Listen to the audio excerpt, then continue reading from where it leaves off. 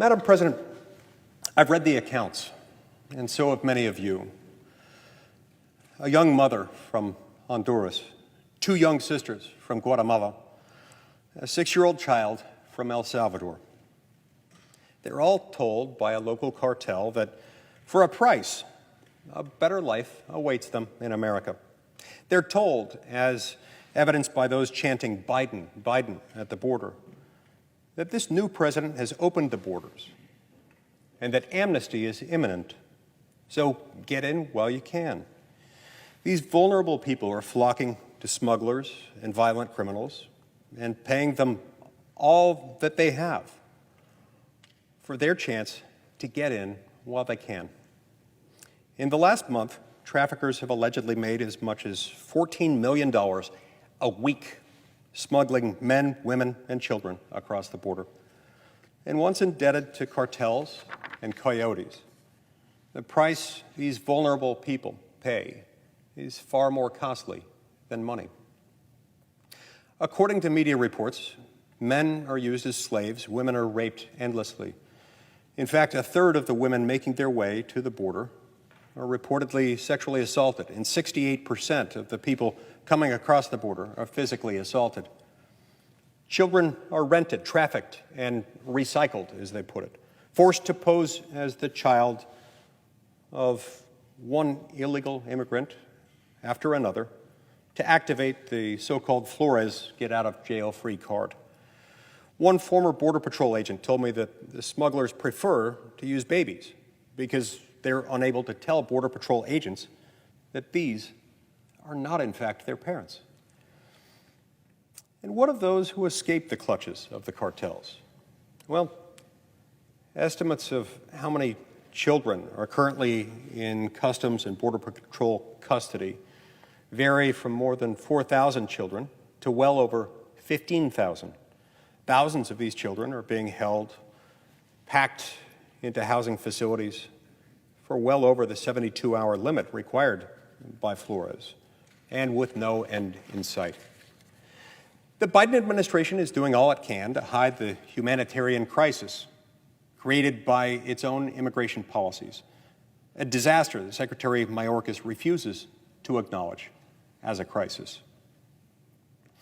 They've denied media access and appear to be enforcing an unofficial gag order on Border Patrol agents. Journalists have not been permitted inside the detention facilities since President Biden took office. Now, it shouldn't be a surprise to any of us that the Biden administration's open border policies have resulted in this overwhelming crisis. And a crisis it is. This is what then-candidate Biden promised us in the very first Democratic presidential primary debate. He promised us that when he became president, there would be immediate surges along the border. Unfortunately, in this case, he has delivered exactly what he promised. So how exactly did he deliver? Well, first, he made it known that once he was elected, the border would be open for business. Then he reversed course on a number of Trump-era common-sense immigration policies. This incentivized vulnerable people to entrust their lives and the lives of their children to dangerous coyotes and cartels. What are these policies?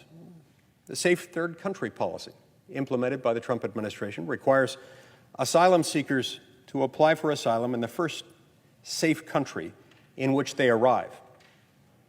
President Biden has moved to repeal that rule. The expansion of the Flores settlement agreement also creates perverse incentives in our immigration law. Flores is about protecting children, and yet in the application of the expansion, we've put children in even greater danger of becoming victims of trafficking and cartel manipulation. The Biden policy of keeping all unaccompanied alien minors in the United States, as my fellow senator from Utah has pointed out, actually incentivizes parents to separate themselves from their children by entrusting their children to a cartel or a coyote to bring them to the United States for their chance at amnesty.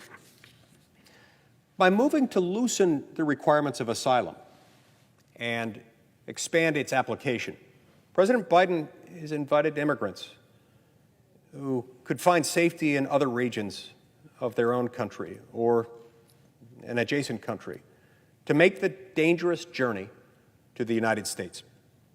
What we need are clear requirements to preserve the opportunities for asylum for those who need it the most.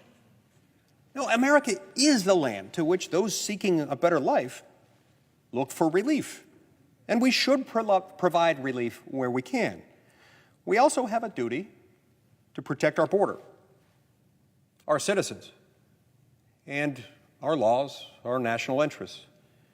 And at the very least, we have a duty to eliminate policies that empower cartels and coyotes to exploit women and children.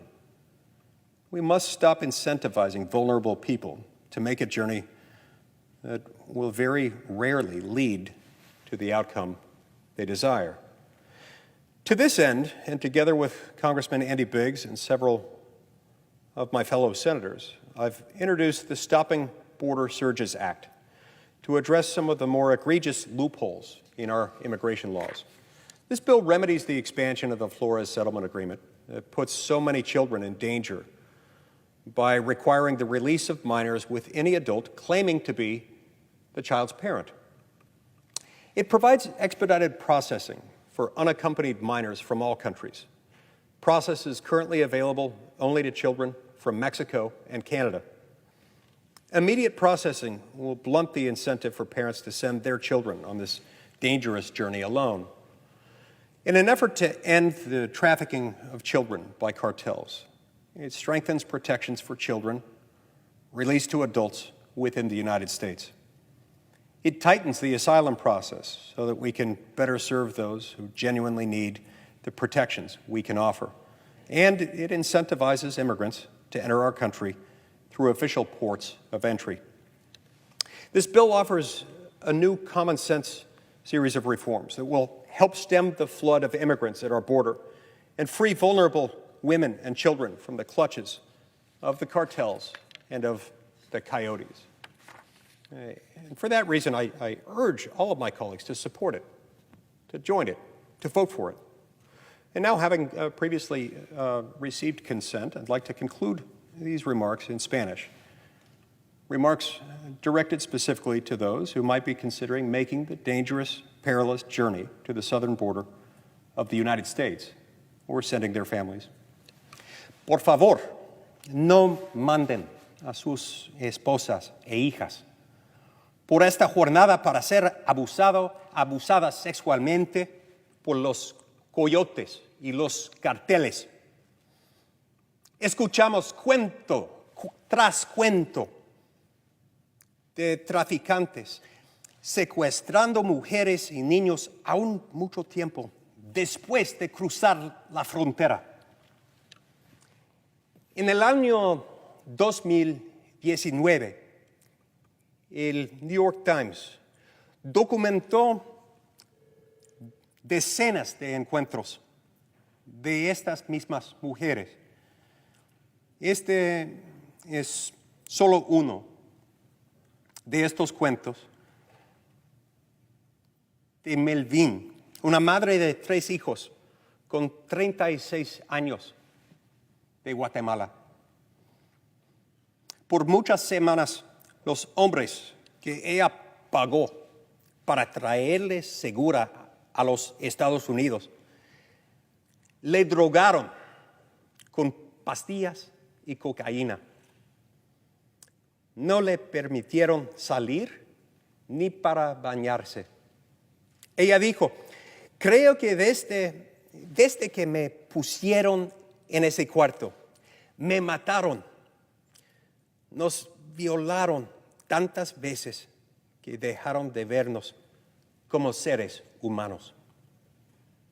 Por favor, escuchen la historia de Melvin. No hagan que sea la historia de su familia.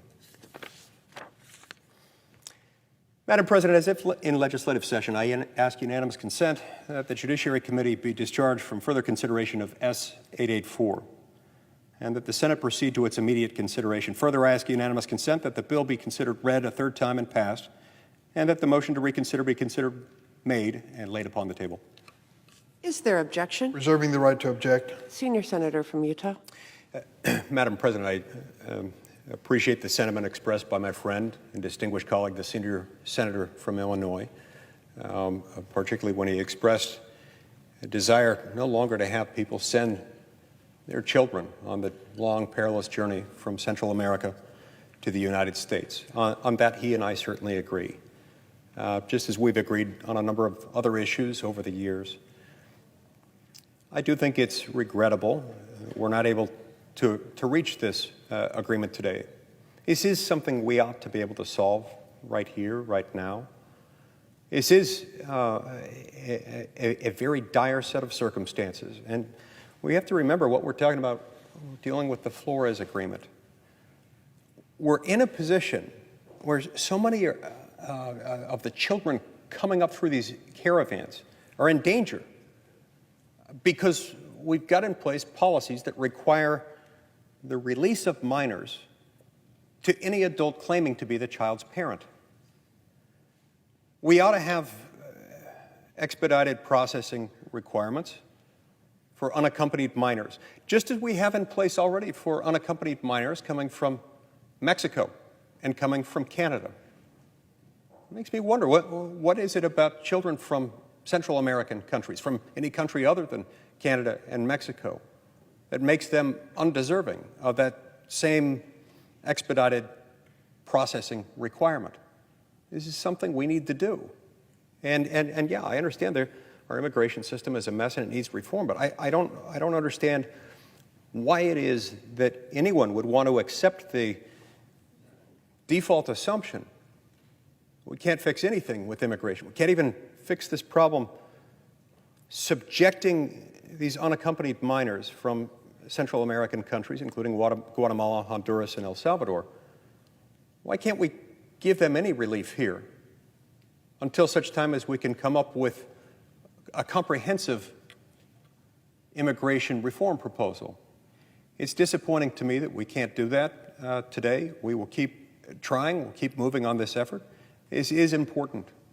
And there's, look, regardless of where one stands politically, what party one belongs to, I don't think it's too much to ask to suggest that we shouldn't give kids over to anyone claiming to be their parent without any proof, without processes to make sure that that's a safe person. We wouldn't want our own children treated that way, and we shouldn't treat them that way. Thank you, Madam President.